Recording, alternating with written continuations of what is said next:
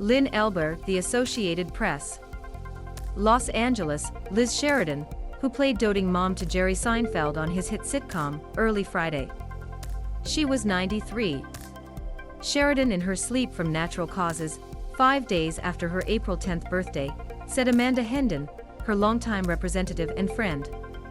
She did not provide further details, including where Sheridan was living. Her Seinfeld role as Helen was her best known, but followed decades of work on stage and screen. In the 1970s, Sheridan appeared on Broadway in plays and musicals, the latter including Happy End with Meryl Streep and Ballroom. She was always very grateful to her fans and felt blessed to have enjoyed decades of work in the entertainment business, including performing in her one-woman show, Mrs. Seinfeld Sings, Hendon said in a statement. Another Seinfeld mom, Estelle Harris, 2 weeks ago on April 2. Harris, who played hot-tempered parent to Jason Alexander's George Costanza, also was 93. Sheridan had guest roles on TV series including Kojak, Cagney and Lacey, and Family Ties, and played the pesky neighbor Raquel Ochmonek on ALF from 1986 to 1990. She was on Seinfeld for the show's 1990 to 1998 run, playing opposite Barney Martin as her husband, Morty. How could anyone not like him? Helen said of her beloved Jerry.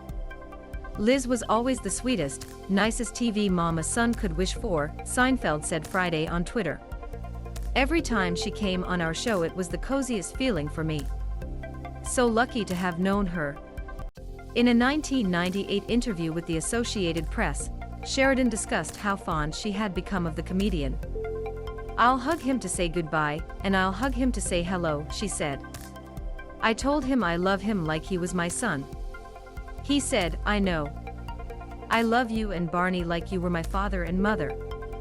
The actor appeared in films including Legal Eagles, Forget Paris, and Wedding Bell Blues.